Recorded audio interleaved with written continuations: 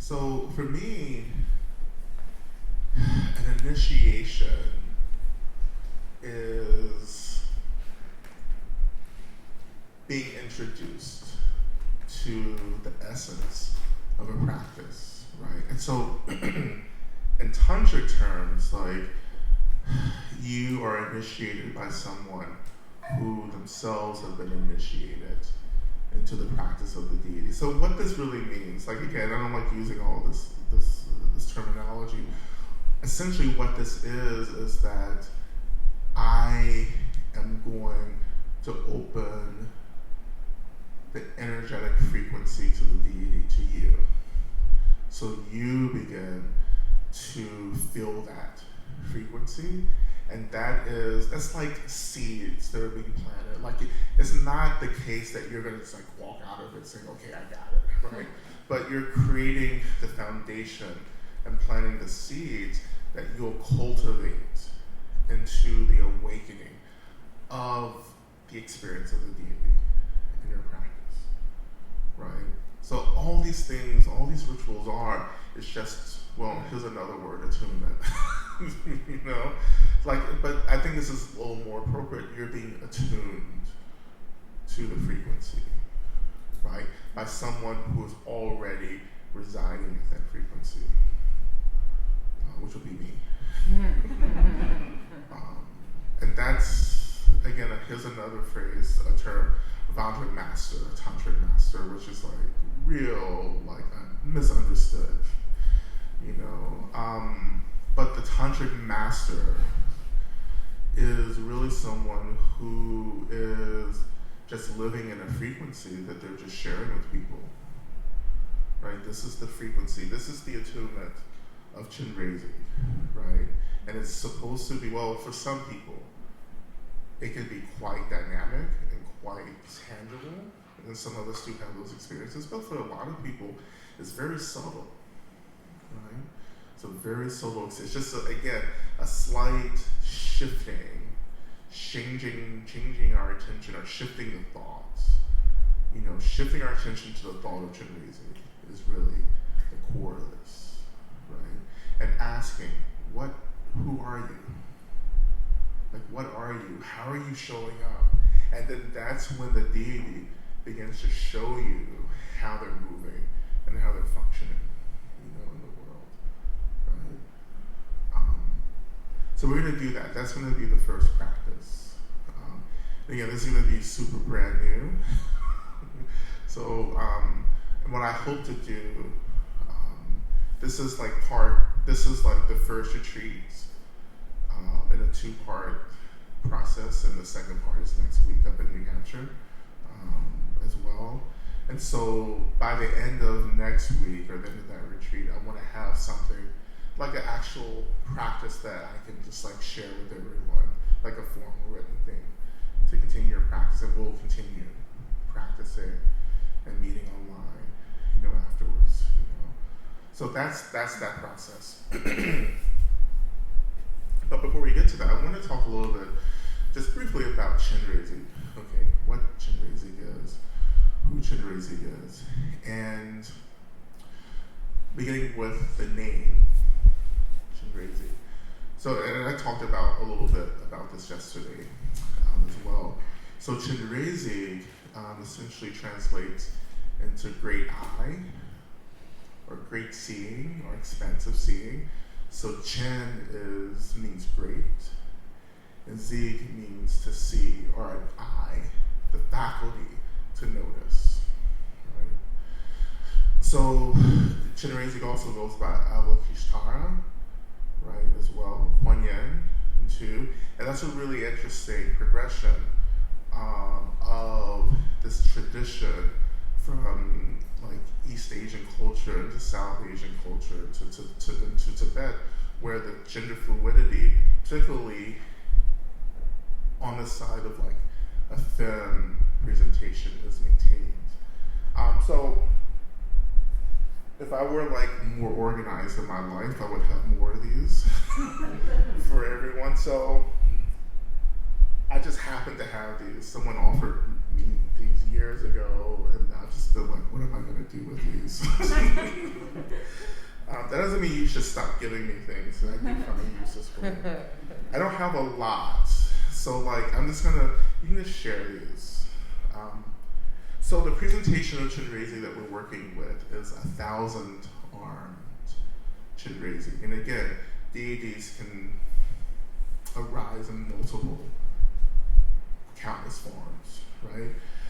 Chenrezig in the 1,000-armed presentation represents the complete fruition of activity. Like this is Chenrezig at their most active, right? I talked about one of the origin stories of Chenrezig. And being a bodhisattva, technically a bodhisattva, then we assume that Chenrezig began as a being, a sentient being, right?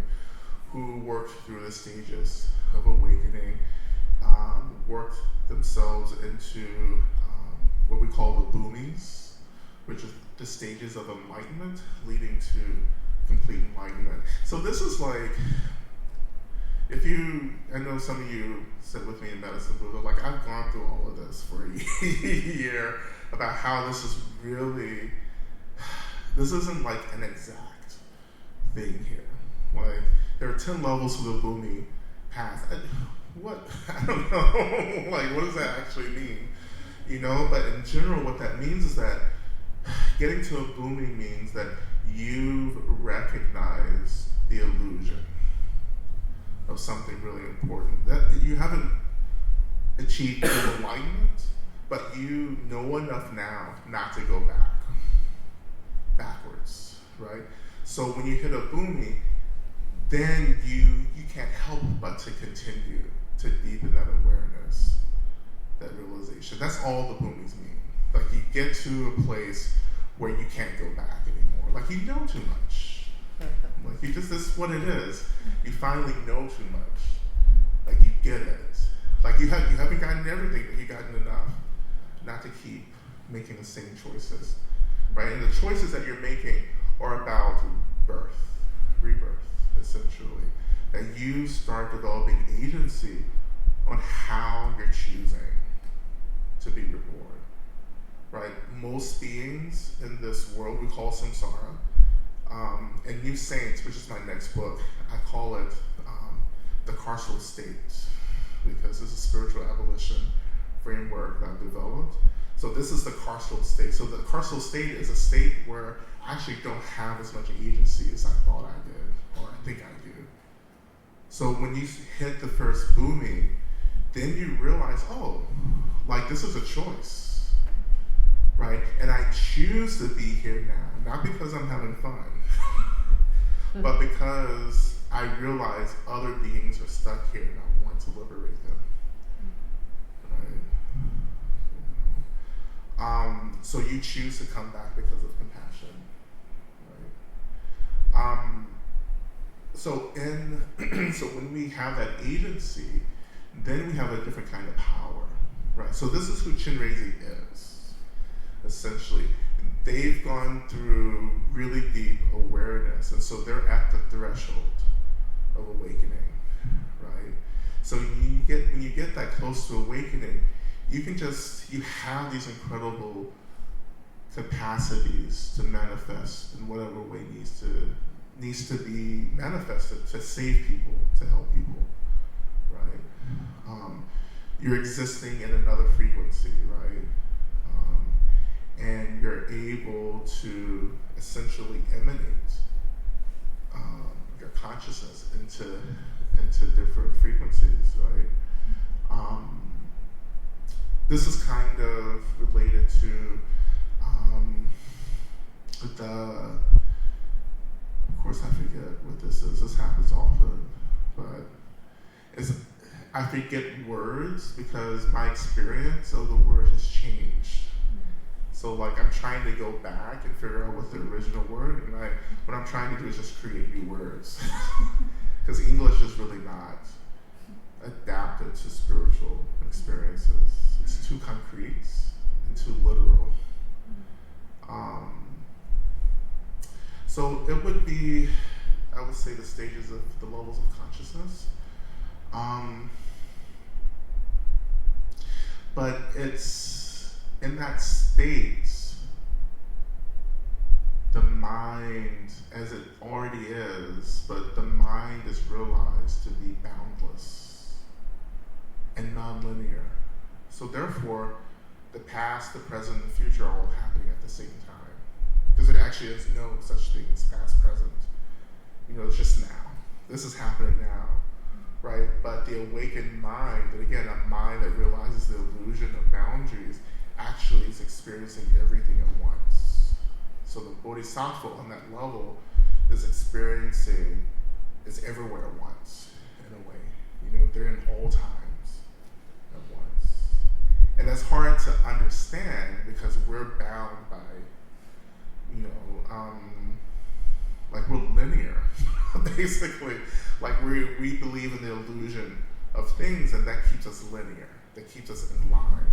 But when that linear boundary begins to be dissolved through the awakening of realizing what's going on, then the boundlessness of the consciousness is actually beginning to be experienced, right? So people who are experiencing real awakening, moving into the boomings, in a body, in the crustal state, will struggle a lot, right? So sometimes we label people with certain mental illnesses when in fact they're actually experiencing stages of awakening, because they're experiencing all the times at once. Now I'm not saying that's all the time, right? Don't get me wrong, but like there are legit beings who are moving through these, especially now. There's a lot of upgrading happening for people right now because that's how the world is balancing. Like the apocalypse is about balance. It's not about the end of anything. It's coming back into balance. To come back into balance, you have to there are people who just have to awaken to get us more back to the center, right? And so a lot of you are actually experiencing that. Like a huge upgrade over the past 3 years. The pandemic was like the beginning. Well, not the beginning, but it was the catalyst that really pushed a lot of people into awakening. So I talked to a lot of people who are just they can just do stuff. It's like a Marvel superhero kind of thing, but not as dramatic and interesting, but very subtle. People are, have these ways of knowing, now, or these ways of healing, for instance, new consciousness, a lot of letting go,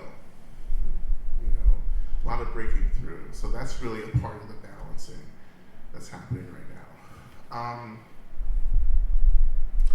But yeah, so Chenrezig, getting back, I classify as a wisdom deity. So I have two kinds of deities, or I see two kinds of deities, I think, which are wisdom deities and worldly deities. And wisdom deities are deities that are arising out of emptiness itself, that are expressions or mirrors of us. There's no ego there that dictates a relationship.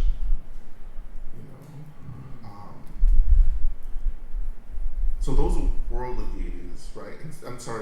Wisdom deities, and there are worldly deities. And when I say worldly deities, I mean deities who are still connected to ego, like beings who have achieved a higher level of awakening, right? And who aren't, they don't have, it's not about being bad or good, it's just is, And so worldly deities, being in a relationship to a worldly deity is like being in a relationship to a person, right? A very powerful person.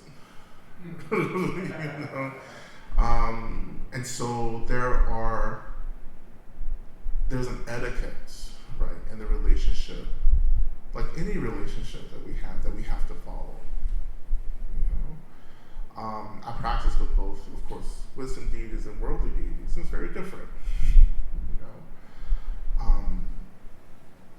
So we're working again with wisdom deities. So there's a different kind of etiquette that we're working with because we're seeing Chenrezig as an expression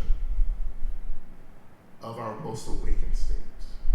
Like they're only there to reflect back to us. So when I think about Chenrezig, I'm like, oh, this is me. You know, when we think about Tara, oh, this is me. Like, this is who I really am. You know, when I think about Anansi, for instance, I'm like, oh, you're like a friend, a father. You know, like we're allying together, but you're not necessarily me. Like you're an entity, I'm a separate entity. You know, when I think about Chenrezig, oh, this is me. You know. Now again, when you get to that level of bodhisattva, like the ego is a sliver, right? So the difference is for bodhisattva at that level, for them to cross into enlightenment, they have to give up the need to be awakened. That's the last threshold, because you can't enter into enlightenment wanting anything or desiring. You have to. Buddha was right. You know, like you have to extinguish all desire, right? But you have to hold on to desires long enough so they can get you to certain places. Like I have to hold on to the desire to be free long enough to get free, right? And realizing that my desire to get free is the only thing that's keeping me from getting free. And then I let go of that, and that's it. It's easier said than done. So I want to pass these around if you can. I mean, it's like 5 or 6 cards there. It's just like you can take one, and maybe a group of you can just share it in a little pod. But you can pass them around. You can take one, and I don't know how. I'm not gonna get involved. Seriously. I can't organize that too. But when you get it, you'll look at Chenrezig now. These are arms. It looks like little squiggly lines. But the halo, the circle around Chenrezig, are actually their 1,000 arms.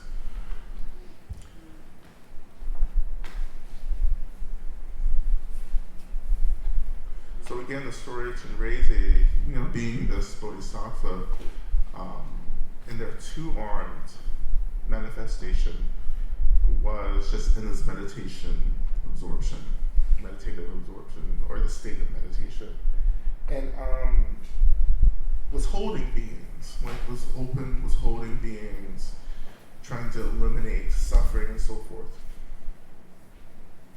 and came out of that meditative absorbed state and realized how little that they had done to help beings, and they got so frustrated they fell apart, fell into all these pieces. And I think in this version, I think it was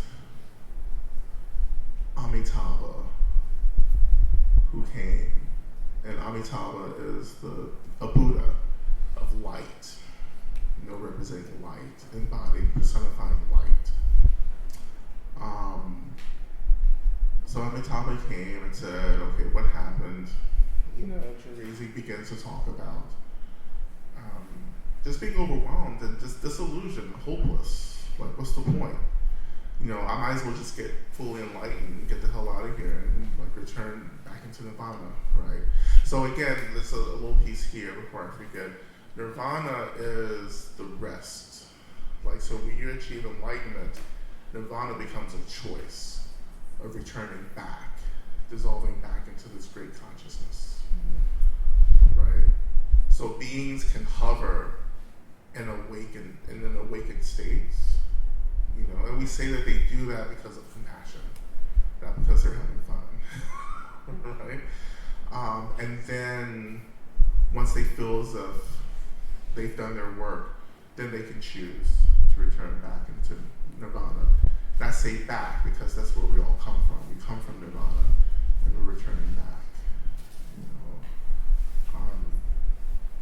So anyway, Chenrezig expressed all this to Amitabha, and Amitabha was like, okay, well, how about I help you increase your capacity to help? So Amitabha helped Chenrezig reassemble themselves into this form with 1,000 arms, so like this limitless help, limitless aid, support for beings.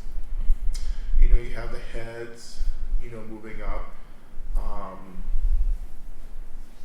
And one of the heads is a wrathful head, and that's like the second from the top. You may not be able to see it in the picture that you have, too, but it's a wrathful. And interestingly enough, so in Tibetan Tantra, or Tantra in general, the deities are divided into wrathful and peaceful. But that's not the state that they're always in. So it helps us to understand that, like, when we talk about wrath in Tantra means direct. Like, it gets to a point. Peaceful, not so much, right? It's like a little bit of like, hey, let's take our time, When we talk about wrathful, it's like, let's get to it. Here's the work, we're gonna do it. And it seems really more aggressive and violent because it's so direct. And it's aggressive, it feels aggressive and violent because the ego is like, I don't want to do this. Because this is actually disrupting, like, the illusion of ego. And that's going to be painful. Anything that disrupts ego is going to be painful for us. Because we self-identify with the ego, this sense of self. So this is who I am. And when that sense of who I am is disrupted, then it feels violent to us. So Chenrezig is as much peaceful as they are wrathful. And the wrathful form of Chenrezig is Mahakala. All the Mahakalas, actually, and Mahakalas are wrathful, protecting deities. And Mahakala is my main deity. We talked about yidams yesterday, which is a meditation deity. So Mahakala, 6-horn Mahakala is my yidam, which is very interesting because you usually take the yidam of your root teacher. And I was like, I can't do that. And not for any other reason, but just because I felt affinity. So I asked my teacher if I could do that. He was like, whatever. Which was over years of getting that response of whatever actually helped me to understand that, like, this isn't all rigid. This isn't all set in stone, which gave me a lot of hope, and a lot of motivation to do this work in a different way. So anyway, Chenrezig was a symbol, 1,000 arms, and just renewed their commitment to freeing beings, right? And so as we talked about last night, it's letting go of the agenda to save anyone and just showing up and holding people, holding beings. That's what Chenrezig started doing. I'm just gonna be here. I'm just gonna love. Like the sun, I'm just gonna shine on people, right? And that's important for us to kind of pick up in the practices of, like, I'm just gonna show up and just be here. Yeah, I want you to be free. Yeah, I want you to be happy, but, like, I can't force you into that work, because it becomes violence. And you have to choose liberation, like, individually. Like, you have to consent. I can't just grab you and say, okay, we're heading, or the Mahayana image of Buddhism, which is like the great vehicle. So it's like the idea is like, let's pack a bunch of people into this bus and drive. You're not really packing people together. You're like becoming an example of what freedom looks like. And then people are choosing to align themselves with you. And then you're moving communally together into liberation. But you can't force anyone to be free, right? And I think of Harriet Tubman in this as well, because like my work is based on Harriet Tubman now. Spiritual abolition work is based on her. She was, like, she wasn't about forcing people to be free, but when you chose to be free, you weren't going back. Like when she got you, she was like, you don't have a choice anymore. Like, we're gonna get free or we're gonna die. And that's also the kind of vow that we have to make. It's like, this is freedom or nothing else, right? Not like, well, if this doesn't work out, I can just be happy. in samsara or in the carceral state. Like, you have to be more definite. Freedom, like, that's the only thing you're thinking about and doing and organizing around is freedom. You know? But you're holding space for the complexities of freedom, because freedom isn't a straight line down the road. There's a lot of different things happening, a lot of contradictions. Freedom, the path of freedom is laid through contradiction, right? It's laid through the balance of light and dark, right? This is why wrathful beings are so important, the idea of wrathfulness, because it's like, how do we bring the darkness, what we consider the dark, into the work? You know, because darkness isn't necessarily evil, right? It becomes evil when we lose agency. Right? But when you have agency with the dark becomes a teacher. You know, this is what wrathful beings are. They're just teachers. Like, you know what I am. Like, you're not being fooled by this. You know? And that's what darkness is trying to teach us, not to be fooled. Of course, so Chenrezig emanates in multiple forms, so forth and so on, you know, from that. But again, it's the frequency. Like, when I think about deities, I'm not imagining necessarily like images and visions. I'm just feeling. Like, I can feel that frequency. And that's what we're going for. I'm going to introduce the mantra now. So, Om Mani Padme Hum. Now, if I were organized again, I would have like a great little thing for you, but you don't have to write it down. But yeah, I think most people know this already. But when I started practicing early on, I was living in Boston. And I had a Tibetan friend named Tsering. The word Tsering, the name Tsering means long life. And he worked at a restaurant around the corner from where I lived. I was living in Haley House, the activist community back then. And I knew him also because he would hang out at the house, and he dated a friend of mine for a brief period. So we knew each other. So one day, so I would always see him walking with the mala and doing mantras, you know, going to work. And so one day I happened to pass him on a sidewalk, and I stopped him. I was like, "So what are you chanting?" And he goes, "Oh, this is the manis. I'm doing manis. Om Mani Padme Hum." And I was like, "Oh, you know." And he was like, "I'll teach you." Right? So we're on the street corner in Boston, where I was being initiated into this mantra, like Om Mani Padme Hum, right? And it took about, it was just, initially I couldn't hear it. You know, I couldn't hear it, I couldn't feel it. So it took a minute, you know? So I got it, and then later that night I started practicing with it, and I've been practicing with it ever since. You know, so that was the initiation into the mantra. Before I even got introduced to the sadhana, the formal sadhana, I got the mantra, right? And again, the mantra, so Om Mani Padme Hum, we're going to chant this later, after lunch. So Om Mani Padme Hum is the mantra of Chenrezig, right? The main mantra. There are other mantras as well. So if there's one thing, so one rule of Tantra, if there's one thing, there's many things.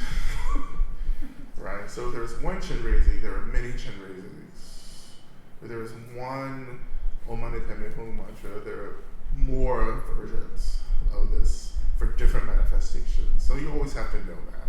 So we have all these lineages that specialize in a particular presentation of a mantra or a deity, which can be countless.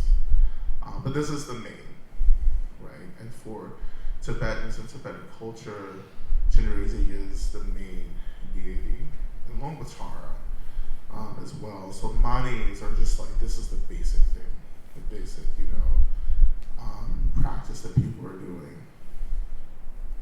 So again, Om Mani Padme Hum. So Om Mani Padme Hum. So Mani means jewel. frequency of the essence, is the frequency of the universe. In the beginning was the word, right? And so we think that that word was Om. I mean, that's... and that it's like it's too literal, but like what I'm trying to communicate is like is like the essence, you know. So you begin, all mantras begin with you know, or have in the mantra somewhere, maybe not at the beginning. So is like, okay, this is the beginning. Like this is where everything arises from, you know, the sound.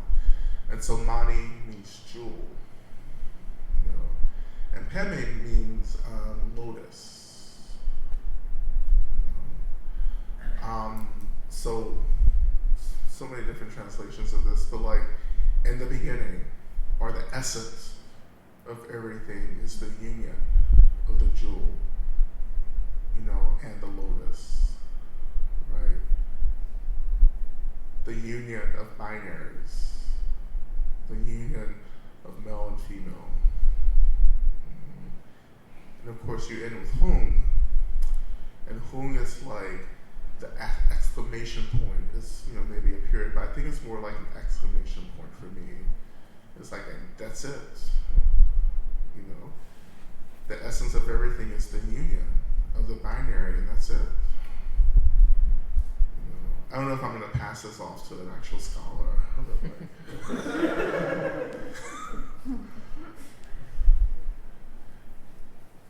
And so when we're chanting this, we're aligning ourselves towards union, right? So when I started practicing this later that day, that night after I got it, I felt a lot of energetic shifting, right? That was the beginning of a very long process that I'm still in, the whole shifting. But there's a beauty here that I think we can easily overlook because we just take, you know, the mantra for granted. I was like, it's the basic mantra, we'll all have to do this. But there's a profound union, a profound meaning in union here. Like the essence is the unification of everything, and that's it, that's the point, period. So if we want to get free, we have to come back into union. And this is why, you know, I'd say this is an erotic. You know, that's the surface. Like people are like, oh, it's so erotic. But the erotic is really an expression of union and the pleasure that comes from union. You know, it's coming home. Like we feel so separate, and then we come back into union. We're like, oh my God, like how could I have survived fragmentations for so long? You know, that's the erotic energy of this, right? The mani, I'm gonna call it the mani, as well as a shorthand. So manis are also really an expression of the Heart Sutra. So the Heart Sutra is a teaching from the Buddha. And the Buddha is really talking about union, balance, right? Acknowledging extremism is saying that like you're not going to get free in the extremes. You're going to get free coming together into the middle, into the balance, right? We're both extreme. So in the Heart Sutra, it's nihilism and materialism. It's emptiness, right? And materialism, you know, or form and emptiness, as people often say. So both of those are true, right? There is form and there is formless, but these are two sides of a main truth. So we have to bring formless and form together and say form is no other, you know, than emptiness is no other than form. And it begins as an intellectual pursuit, but it has to migrate into the body. So it begins to be something that is a source of disruption. You can't hold these extremes together without being deeply disrupted. And that's on purpose, because you're being jolted out of the illusion of comfort and union and what you're already doing. Like, we're not in union, right? So when we start practicing with the Heart Sutra as an embodied practice, then we enter into discomfort. And that's gentle, well, it's not so much gentle, but it's jolting us, it's pushing us out of, as Reverend Angel would say, business as usual, right? And it's forcing us to pay attention and to hold contradiction. And this is the part around liberation work, which is really hard for people, is that like you're gonna have to like confront contradiction. Like you just can't be one way and think you're gonna get free. You have to be everything. Like, you have to be everything. Doesn't mean that we're reacting to everything. It means that we're holding everything, right? You know, there are people, I mean, this is a hard thing too, but like there are really complicated people who are awakened, you know, and my teacher was one of those people, you know, coming out of that, you know, a lot of that, you know, misconduct and everything. It was like, okay, so like there's awakening happening, but there's also this violence is happening, right? And how do I relate to that, right? And of course I can get really rigid and say, well, you know, if you're awakened, you shouldn't be doing shit to hurt people, you know, but there's a deeper level of complexity there, you know, and what I mean to say particularly is that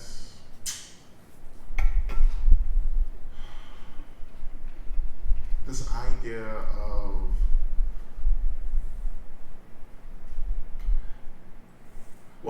I'll back it back even more and introduce this idea of the Mahasiddhas.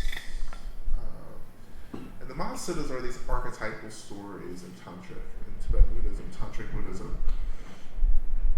And they're the stories of these 84 awakened beings and what they did to achieve awakening. I've been threatening to do like something on these for years, in the same way I've been threatening to do the Heart Sutra class.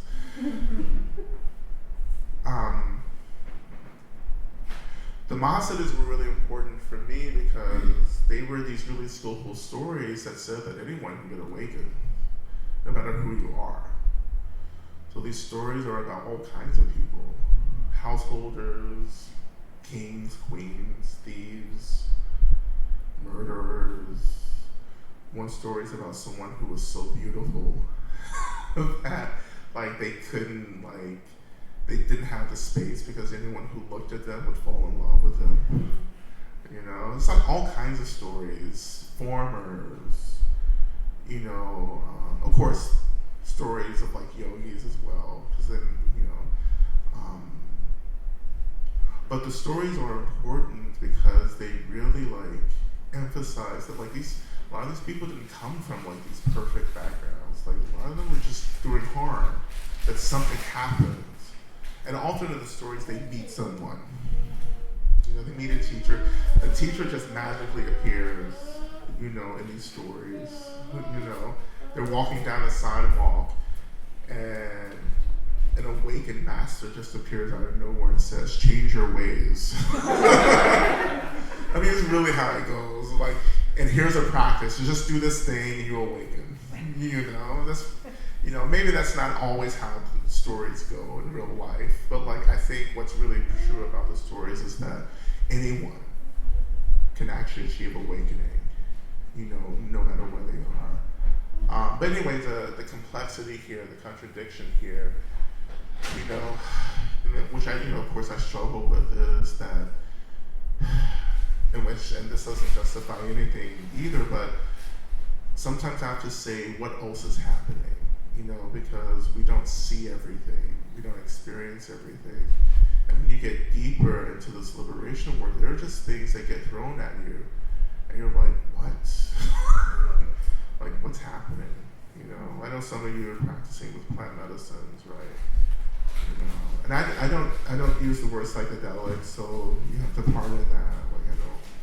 So I'll always say plant medicine, particularly actual, not synthetic, you know, plant medicines, but natural plant medicines. You know, with a history, and lineage. And that's what I practice with. But when you're doing plant medicine, it's very similar.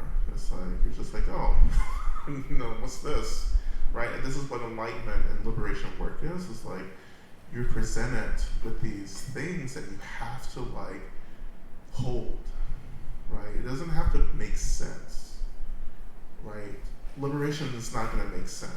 It's not going to be a logical thing. The Heart Sutra isn't a logical text, It's an experiential text. I'm supposed to experience this, not think about it and intellectualize it. It has to change fundamentally how I have tuned into business as usual. It has to disrupt that. That's what these texts do. And I don't have to understand it, I just have to experience it and hold it. And that's really I would say the guiding principle of liberation work is not to try to understand it, but to hold it, to notice it, become aware of it, to hold it, to disrupt the reactivity, but to choose to respond to what needs to be responded to. And that responsiveness is based on compassion, love, clarity, and what have you. So Om Mani Padme Hum. The essence of everything is union. And so as we chant this in our practice, we're evoking the consciousness of Medicine Buddha, and that's creating the conditions for us to come back into union, right? One form of union is union of body and mind, right? But the ultimate form of union is space and holding. Sometimes we call it one taste, which is just another way of saying that I am relating to the fundamental nature of everything. Everything, again, everything is everything. So the nature of, this bottle of water is the same nature as my mind. Right? The essence is the same. The essence of all phenomena is the same. So emptiness, space, energy, which we sometimes call luminosity. Traditionally, I often call it potential. The energy is potential because it is creating everything. That energy is the material, right, that gives rise to all phenomena, right? The space and emptiness are the conditions, right? So if you do mother practice with me, then we practice space as the mother. Because without space, what could actually exist? You could have the material, you could have the seeds to give rise to phenomena, but you need the land for those seeds to be nurtured and taken care of, and that's the mother of the space. And the emptiness too. Prajaparamita in Tibetan, practice is the wisdom mother, the mother of clarity. So yeah, that's a fairly concise introduction to Chenrezig. And again, this isn't meta practice, right? This isn't, it is better. Of course, I teach it in the context of benefactor practice, but it's not meta or loving kindness. This is a deep energy shift. This is working with the energy body to expand the conditions for us to experience love for self. And for self, I mean the conditions, the capacity to hold myself unconditionally. The trauma, like to hold the trauma as much as I like to hold the joy.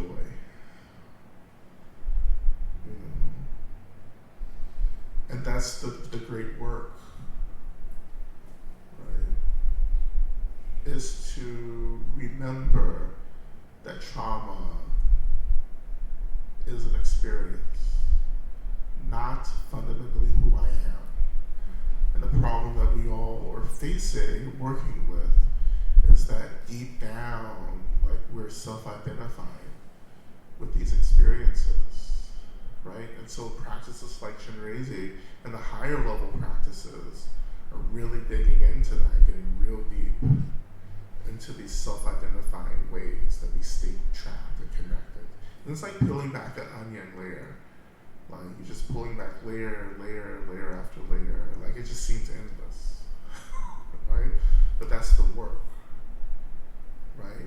So you keep pulling it back until you realize maybe I just don't need to pull this back, you know? Like there's a way in which we shift from doing a certain kind of labor into the realization that there's no labor to be done to begin with, right? But you have to go to that initial stage. You just have to do. Like you have to do the labor. You have to, oh my God, this is intense. I have to do this and do this. And then you get to a point where it's like, wait, like what is this? And that's where the space really explodes. We're like, oh, like I can just be, right? But it takes work to get to that realization, right? So I want to, let's see, look at the time. Is it 12:30? Okay, so we're gonna take a lunch break. I was like, no, I can do all of this in an hour. And it was originally 1 to 3. If you want that extra time. A lot of people. Oh, the schedule says 1 to 3. Who's in charge? That's what we initially said. Oh, okay. But we're also like we started late. It's like we're rolling however. Can I do? Can I do this? It's going to be 30 minutes. Yeah. At most. Yeah. Let's do this, and then we can have a break. All right. So let's actually give me just a couple minutes. I'm gonna just take a bio break, and then so when we come back, it'll be great if you just kind of make yourself comfortable. You know, like you can spread out, lie down. This is going to be more of a guided, kind of fun thing. Hopefully. Okay. The restroom is here. The door to the left.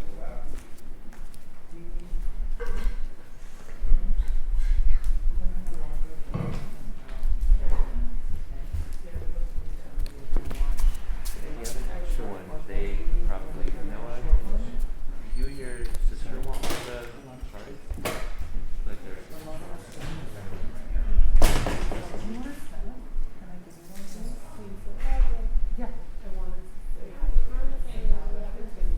thank you. It's there if you want it.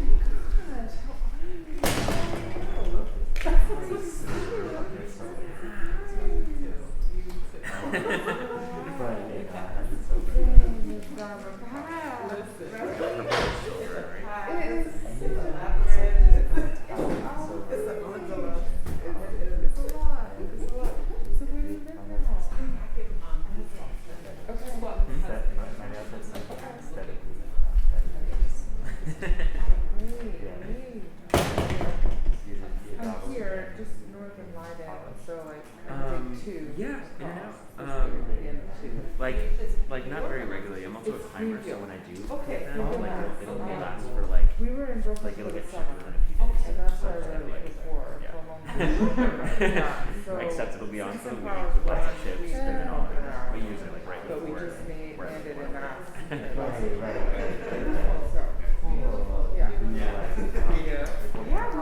So kind of like rooting in, connecting. All of it. Not everything. But otherwise, yeah, anything pulling plastic in garages, bouldering, or top rope relief form, or outside outdoors. But not often Hey, Do you have any hobbies? I have a little fist. No, And so I don't know what It's you're really doing. so I'm really curious. Yeah, like I see folks doing it. Oh, that might be really fun. I imagine it's Okay, cool. Let's do that. you know, Yay! Let's do that. We have payments for 3 euros. yeah, and you build them up. Yeah. And you build them up. No. Yeah. What is Narrows down for older or younger. much more invigorating than It's been a full circle. I believe it. Yeah. No, it's free. It's for time. figuring this puzzle out while you're moving and Right. That's Well, before. what, so much Yeah, that's very good. so much life. Oh, rock climbing? yeah. I dabbled a little bit. Yeah, it's like when you're, let's see, you want to get back to Yeah, there's always that edge. the property this weekend, so it's too far. And What then I was is like, this is that? the city we've done this for a while. Great show. Seriously? It's a little bit older, Yeah. for sure, but. Yeah, we got there because I was explaining why, I'm always so committed to the nail polish because I love it, but I have to accept that in a couple of days it's going to shift the next time I go to Ghosts, but it's like it connects to like this ancestral like. That's impressive. It's Yeah. Yeah, but they're, What is it's not Joe. I think it's But, I yeah. didn't hear your name. It's hard to My hear. name is Put Carl. it on there. Sankara. I'll try to get mine. Yeah. Sankara. Thank you. That's Sankara Catching on the the name, Zoom. that dirty Yeah. name. Yeah. Mama's doing a training with Helen right here too. I'm using that. You see it. You eating? Do you want to eat? Do you want to sit near the eating?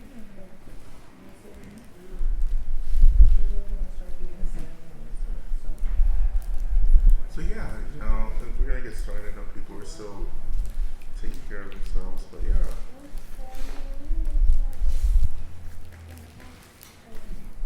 So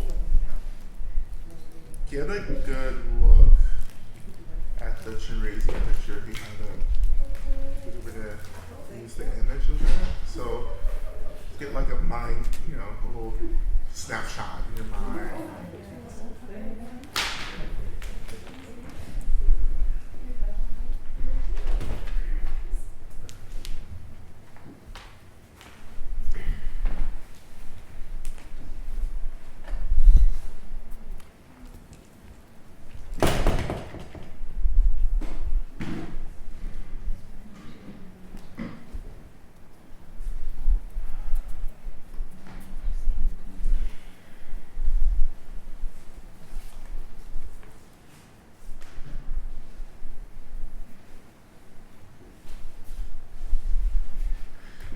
So also, let me just explain this. I know some of you are new to one part of this, which is the 7 homecomings practice. So it's gonna be part of it. So the 7 homecomings practice, just in case you're not familiar with this, just a practice that we call our benefactors into the space. And our benefactors can be teachers and guides, ancestors, deities, the earth, the elements. Do it like very casually, and essentially I'll give an instruction like, call your homecomings or your benefactors into the space, and you don't have to necessarily have a strong sense of who they are, but when you open like that with that intention, then energies will be drawn to you, and some of you may have a strong sense of actual beings around you. And it's not necessary to have that sense, but just having a trust that beings are with you is enough. Right? And that's another part of Tantric practice as well. It's about, it can be a lot of visualization, right? But you don't have to be really solid in that. It's just impressions, it's energy that we're really focusing on, not necessarily the visual, the mind visual, right? Of something, but just the trust that if I call Chenrezig, then Chenrezig is there. As I often say with Tara is there when you call her because that's how she's chosen to show up, to be active and spontaneous. Okay? And this is not to say either that some of you won't have very strong experiences, and that's fine too. Everything is fine. Everything is okay.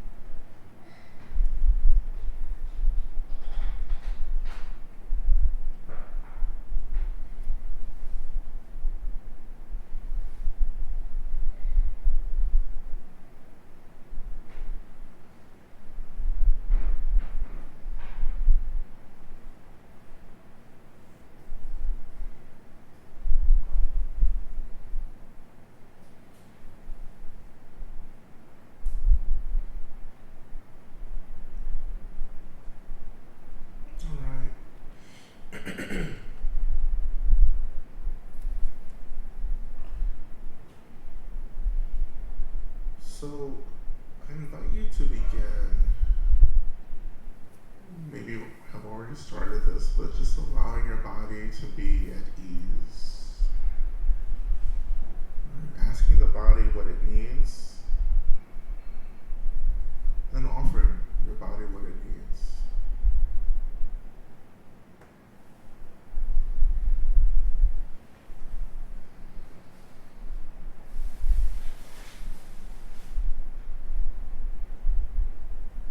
We continue by calling yourself into the space, noticing where you are, what you're thinking about, if you're in the past or in the present, or in the future, and calling yourself into the space, saying, I am here right now, and the earth is rising to hold me.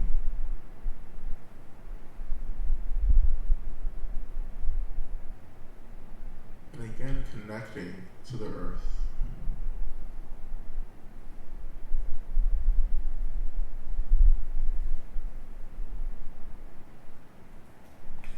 And as we continue, knowing that the earth is here as an anchor for us whenever we need it. So when we feel destabilized, coming back to the earth, praying to the earth, asking the earth to hold you, to ground you. No matter where we go in this practice, the earth is always under us.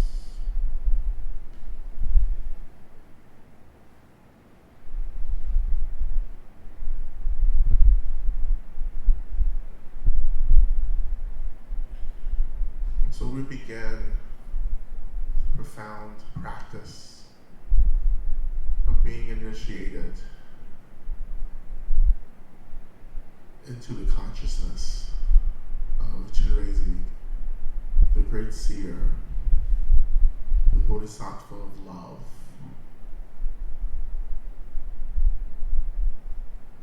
And reform our intentions as we enter into this practice. And we ask ourselves, why am I doing this?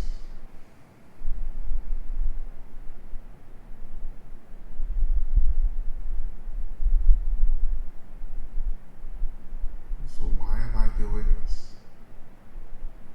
And whom do I hope to benefit from this work?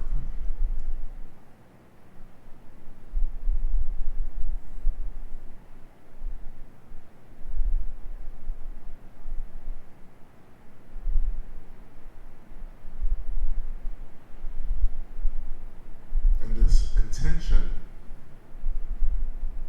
begins to awaken the consciousness of Chenrezig.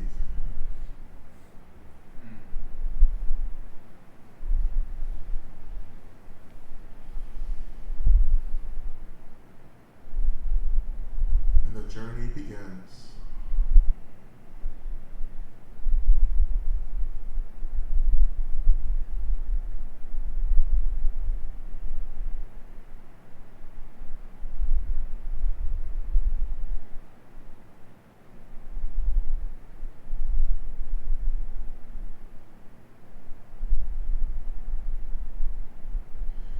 When you're ready, I invite you to begin to call into the space your benefactors,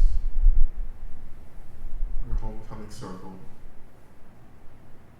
inviting all the beings who love you, who care for you, who want you to be free, inviting them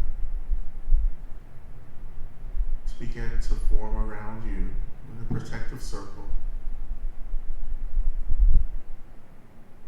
Again, our elders and teachers and the deities, saints that we're connected to, our ancestors, particularly our benevolent ancestors,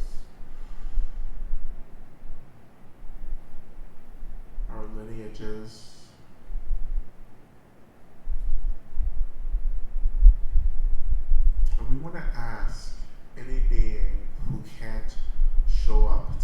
us right now not to join us. So inviting only the beings who are resourced and can offer us support right now.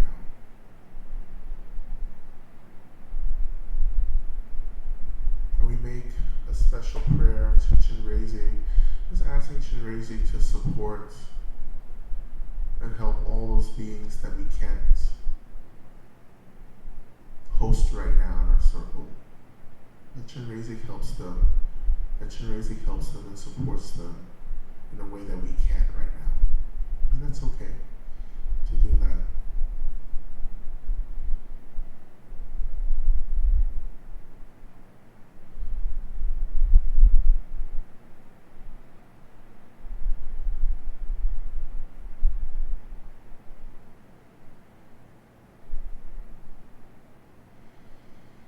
And so having a trust that our homecoming circle, our benefactors, have gathered with us.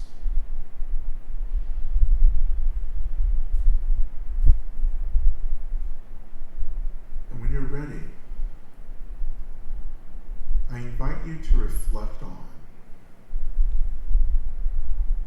all the love in the universe.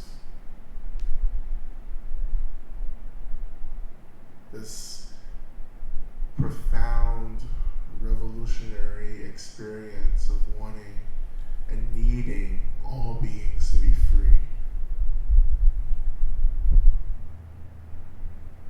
We can think about this as just as energy in the universe. We can also think about all the beings who have embodied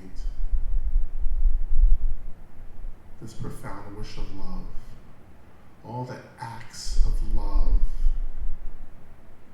that we're familiar with or know of, and even the acts of love that we aren't familiar with, reflecting on how love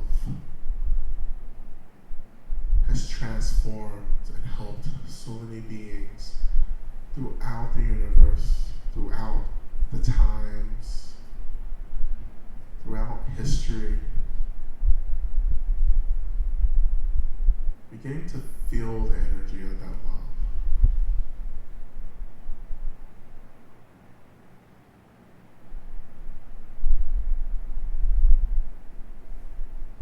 Even reflecting on the expressions of love that have made no sense to us.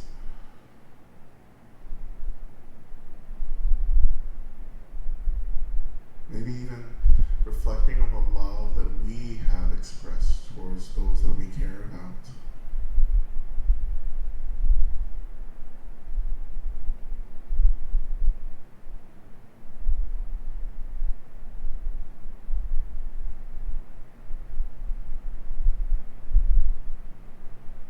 And just reflecting for a couple more moments here.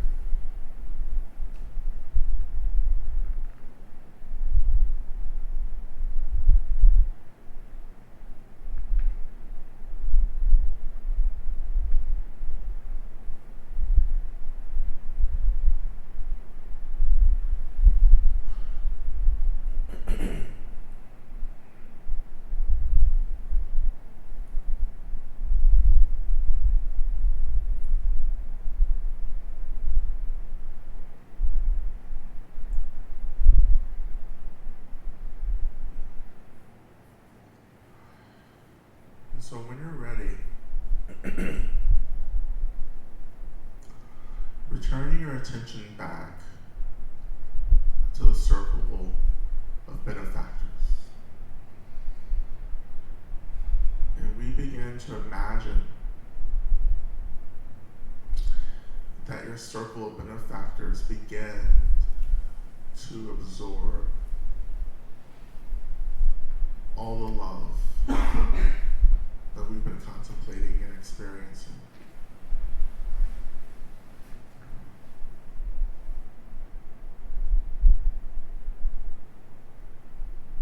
And so as they're absorbing and collecting all this energy of love, they begin to glow, to radiate.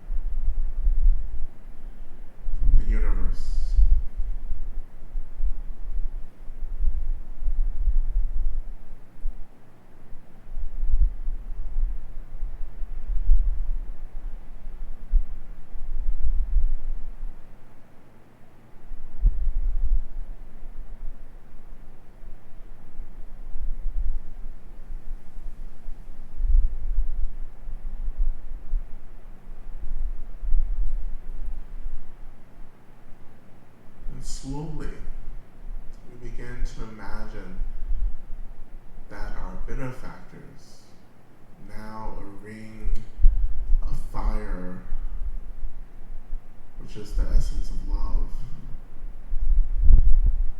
that this ring begins to radiate this fierce energy of love into our heart centers.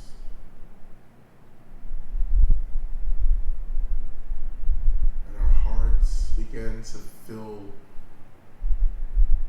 with this fire of love, the warmth of love from the circle around us.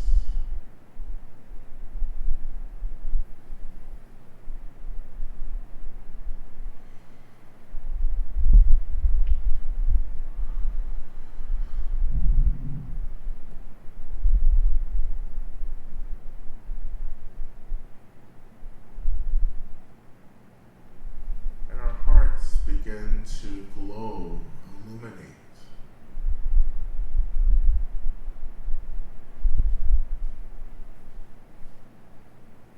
And slowly, in this illumination, our heart begins to transform into an image of Chenrezig.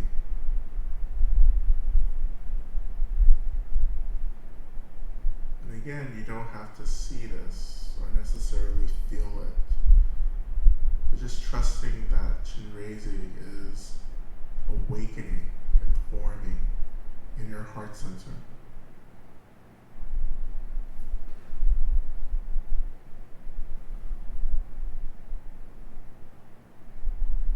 Knowing that the heart center, really the heart chakra, is one of the homes of Chenrezig.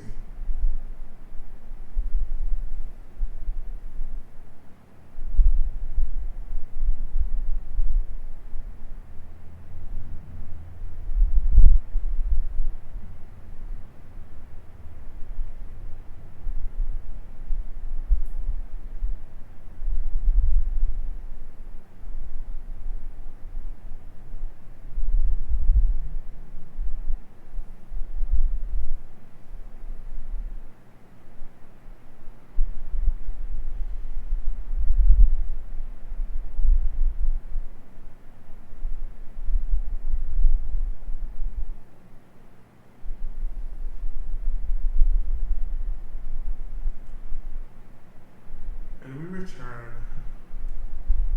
our attention back to the earth again.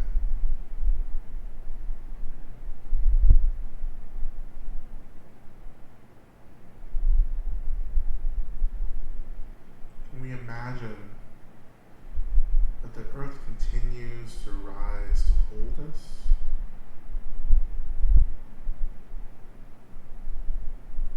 We also begin to imagine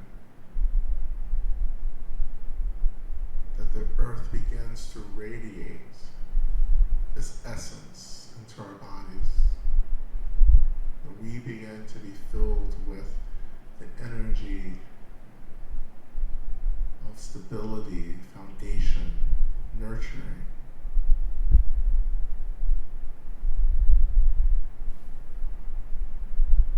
Steadiness.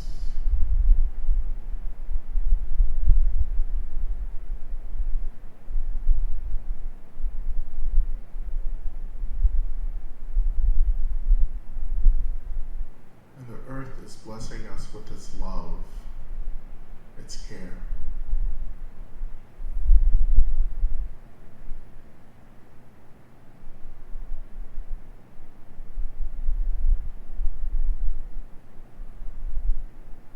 For a moment, we even imagine that there is no difference between our bodies and the earth.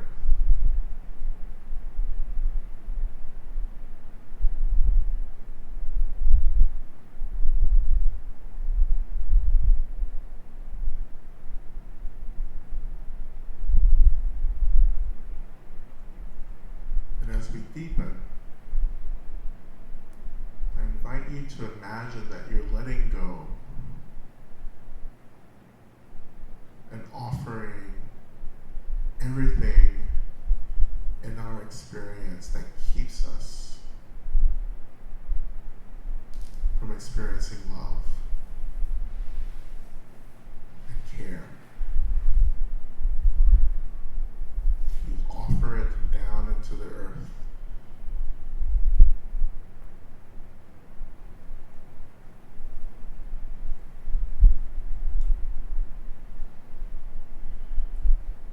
And this is the blessing of earth as we move deeper to embodying Chenrezig.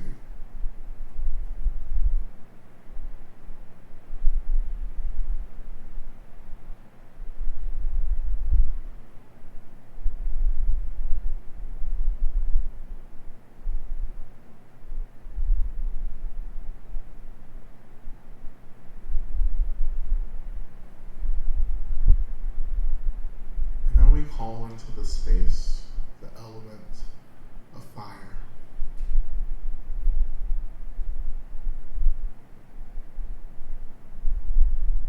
And we begin to connect to the expression of fire in our bodies and minds, which is heat and change.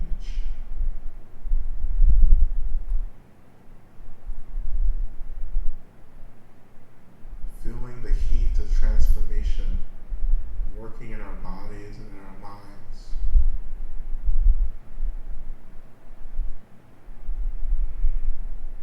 Imagine being filled with this warmth, this fire, and it begins to burn away again anything that keeps us from experiencing love.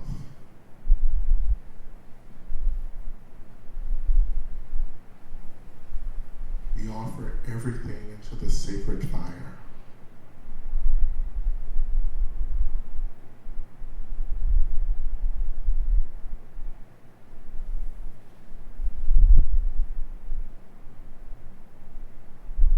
And this is the blessing of the fire element.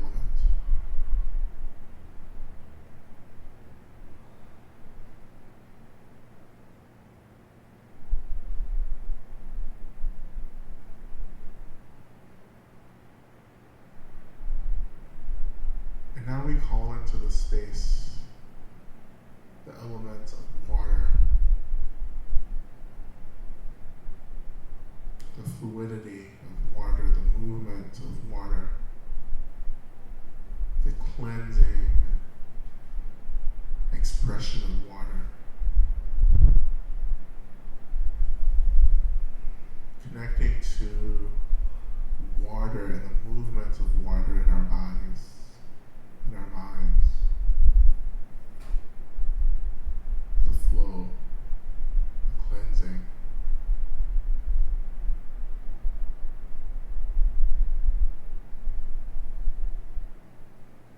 And we allow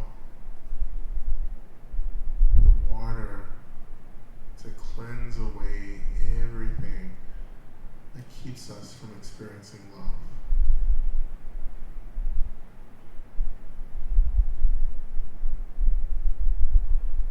That everything is simply washed away.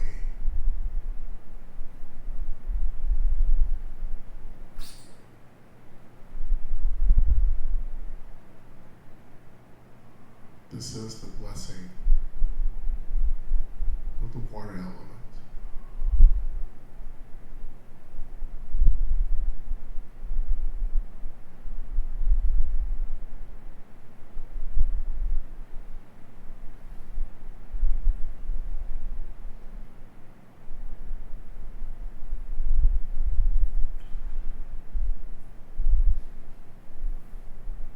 And now we call into the space the element of air.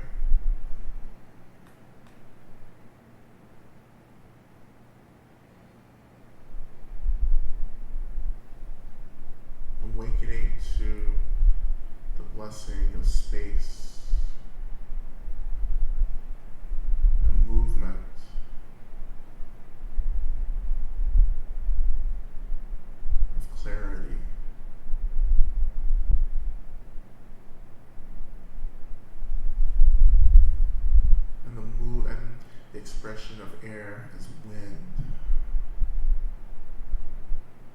And we allow the wind to blow away, clear everything from our experience that keeps us from love.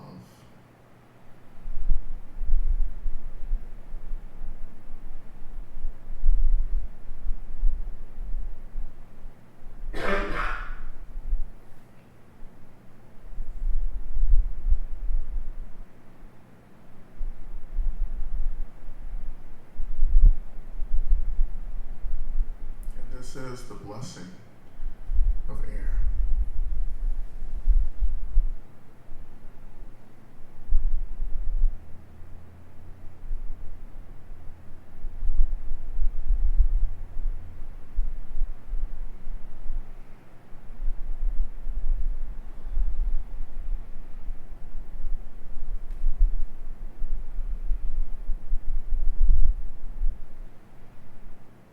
And having received these blessings, having offered and let go of what keeps us from love, we return our attention now back to our heart centers, to the resonance of Chenrezig.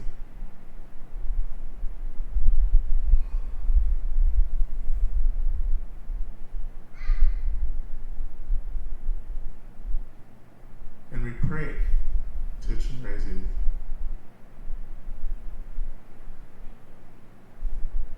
Now that we've let go of the things that keep us from Chenrezig, that we pray now to be filled with the essence of Chenrezig.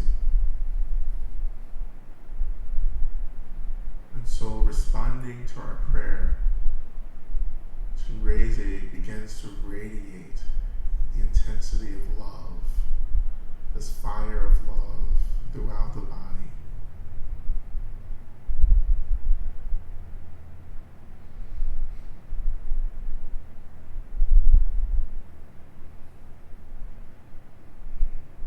And slowly what we know as the body begins to be blurred, becomes more fluid.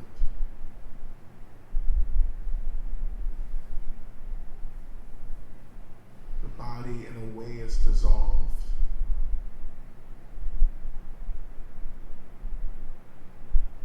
And what's left is our energy bodies, which is the blessing of the last element, which is the element of spirit and energy.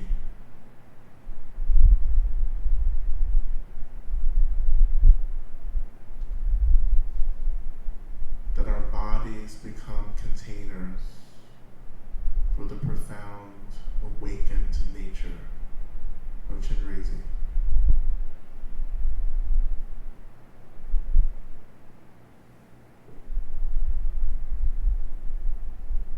We become vessels of all the love in the universe, all the love that has ever been, all the love that is now, and all the love that will be.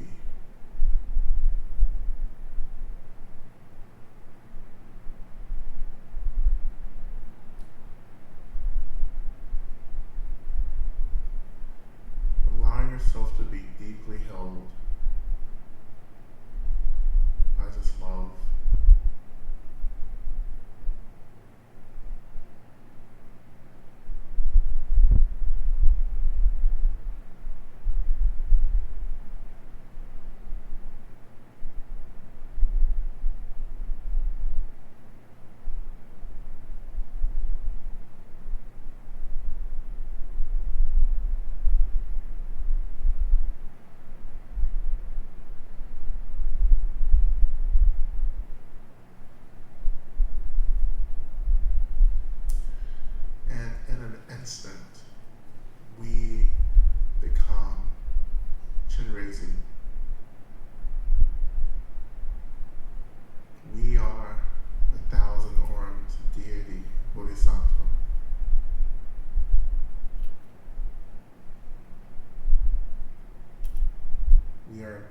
limitless in our capacity to hold both the joy and the suffering of all beings.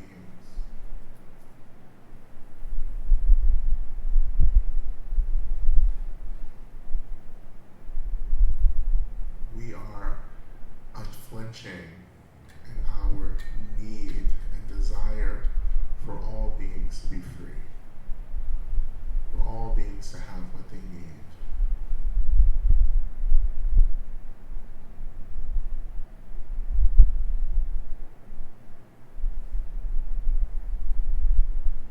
We simply are love.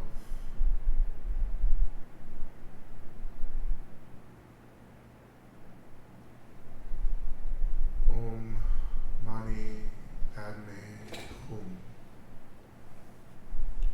The essence of everything is union.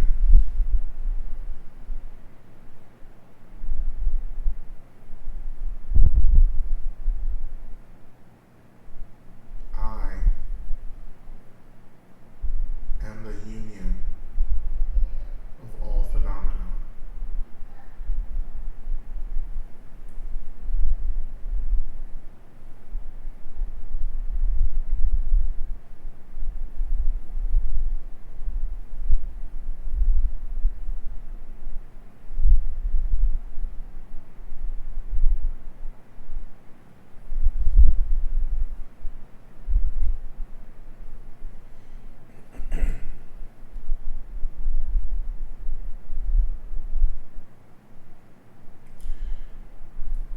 And in this being, Chenrezig,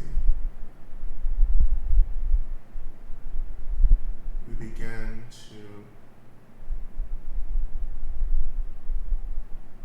embrace the profound mantra of Chenrezig. The profound mantra incantation that brings extremes into union, that brings heaven to earth.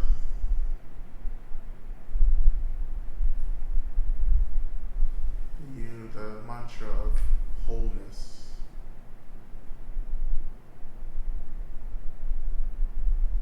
the mantra that is the sound of perfect union.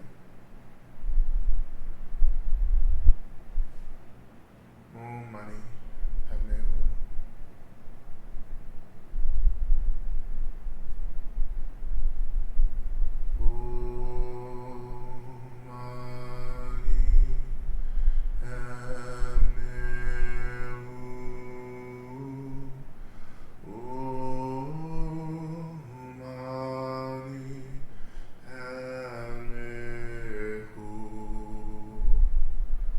Om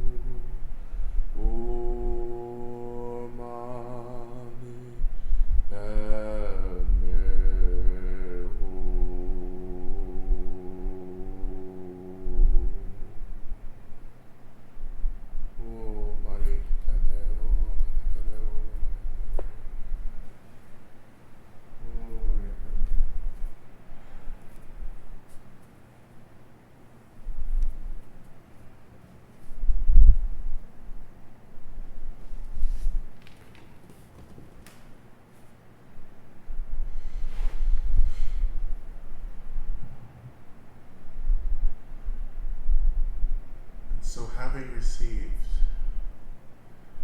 the initiation of the mantra, the energy of this mantra sinks deep into your heart center, where it remains along with the essence of Chenrezig for this life and all of our lives to come, until we achieved complete enlightenment. O Mare Peme Ho. The essence of everything is union. I am an expression of union. I am an expression of Chenrezig. May my love for all beings, including myself, be fierce and direct, and may it disrupt all forms of delusion and hate, and may my love restore and bring into union everything, so that everything can be freed. This is who I am. May it forever be so.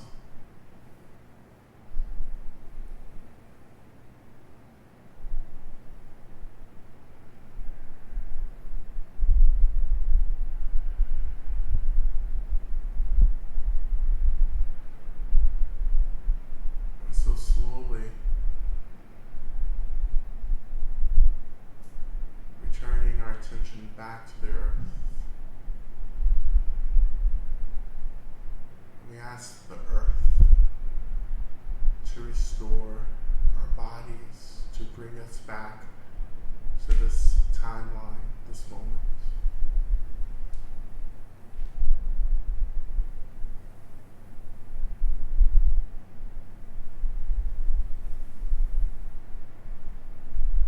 And slowly,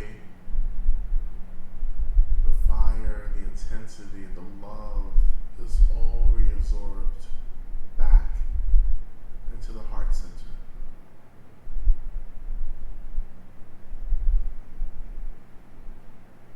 And Chenrezig is absorbed into the heart itself.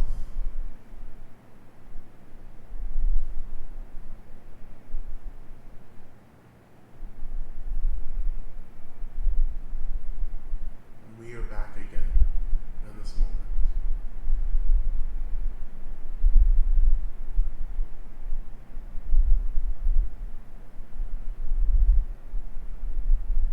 And may all beings one day experience the profound love, guidance, wisdom of Chenrezig, the great seer, the great holder.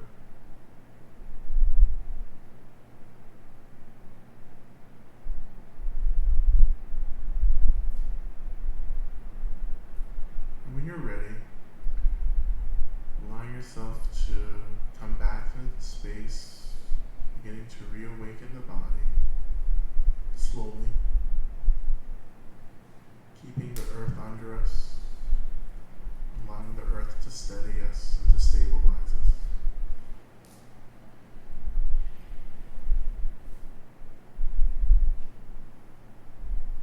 Thanking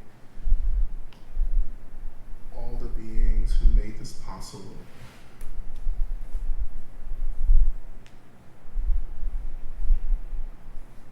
And thanking ourselves for our practice and our willingness to show up.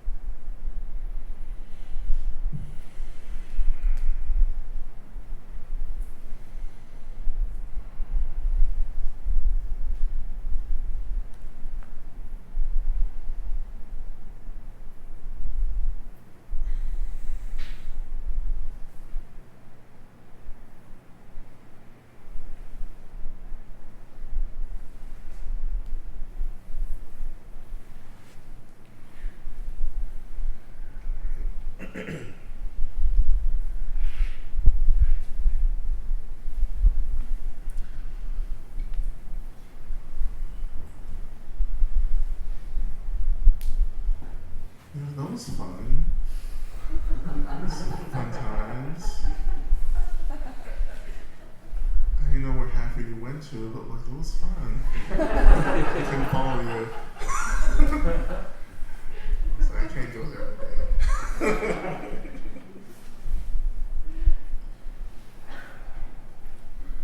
I have some Florida water if you would like some.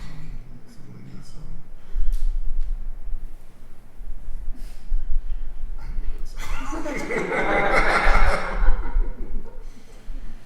Right. And what's always up here, in case these are essential for ceremonies, you know, you have to like hold on to anything you get your hands on. Okay, awesome. Well, it's 1:30 now. So much for that 30-minute practice. It didn't seem like an hour, but anyhow. All right. So that was the initiation. And you're the first people who ever got it. Yeah. It's only up from here. Okay, awesome. Well, that's that. This is lunch, and then after we'll come back, you know, have questions, and then I'll introduce the main practice, because this isn't the main practice.